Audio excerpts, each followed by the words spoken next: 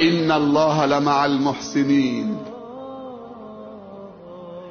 در هیچ کجای قرآن خداوند اعلام نکرده که من همراه ظالمینم. شنیدید خدا بگه ان الله مع الظالمین مع المنافقین مع المستكبرین؟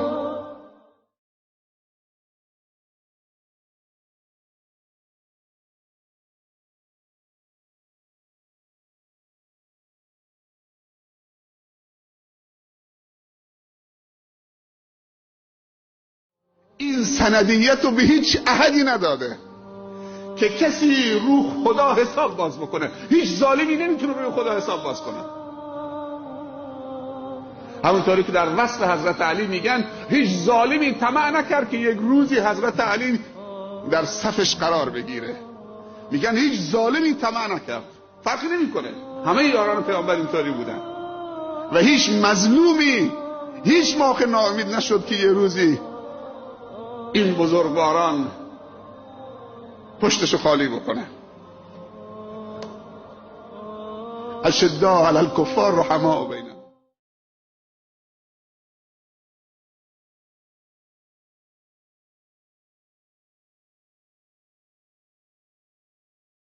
خداوند این سندیت رو به هیچ ظالم و منافق و کافری نداده، اما این سندیت رو به مؤمن داده، به محسن داده، به نیکوکار داده، به کسی که نیت خدایی داده. دیگه چی سندی میخوایم برای تقویتمون؟ برای اینکه انگیزه در ما ایجاد بکنه. ما دو تا مسئله داریم، یکی این که خدا از فلانی راضی باشه، ثواب بهش بده، این یک طرف قضیه است. نه هر کسی که خدا بهش رحم میکنه ثواب بهش میده خدا همراهشه. خوب دقت بکنید، این که خداوند به کسی ثواب میده فرق تو این کسی که خداوند معیتشو بهش داده. شاید ثواب به هر کسی هم بده. هر انسان خوبی که امر به معروف و نهی از منکر هم نمیکنه خدا ثواب بهش میده. هر کسی نماز شخصی خودش خوند خدا بهش ثواب میده. هر کسی تو خونش تلاوت قرآن کرد خدا بهش ثواب میده. هر کسی روزه پنجشنبه دوشنبه گرفت خدا ثواب بهش میده. هر کسی تسبیح دستش گرفت تو خونه نشست ذکر کرد 1000 بار 10,000 بار خدا بهش ثواب میده. اما معیت نداره. معیت فقط برای دعوتگرانه. معیت خدا فقط برای کسانی است که برای بندگان خدا قدم برمیدارن. معیت برای مصلحین اجتماعی برای رضای خداست. معیت برای مبلغینه. معیت یه چیز دیگه است.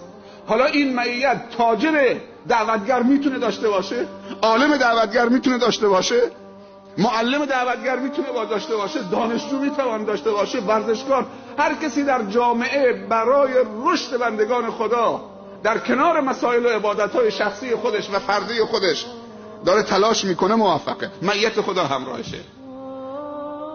حضرت موسی وقتی به قوم بنی اسرائیل گفتن که به بنبست ما را آوردید، به بنبست ما را قرار دادید، گفت کلا ان معی ربی سیهدین. تمام شد و رفت.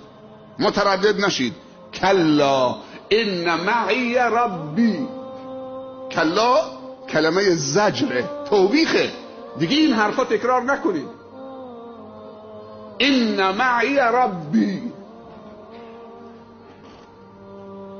نماز شخصی خوندن و عبادت شخصی خوندن کافی نیست برای معیت خدا و سندیت خدا در زندگی. فلانی کاری به خیر و شر جامعه نداره، خیلی آدم خوبیه.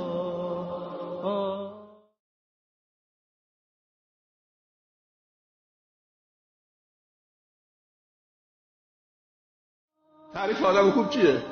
نماز 5 وقتش میخونه، روزه رمضانش میگیره، تلاوت بعد از نماز صبحش داده میشه، ذکر و دعاش داده میشه. اینا که هم مال خودشه. برای بندگان خدا چه کار کرده؟ اینا که هم مال خودشه، منتی نیست. ان معی ربی. معیت فقط مال. حالا اگر معیت میخوای، ان تنصر الله ینصرکم. همون شد. و ما رمیت اذ رمیت ولکن الله رمی. هر روز انسان میتونه با نیت خیر خدایی و نیت خیر برای بندگان خدا و قدم خیر خودشو به عنوان کانالی در اختیار خدا بده که خداوند خیرشو از اون کانال اون عبور بده، سرازیر جامعه بکنه.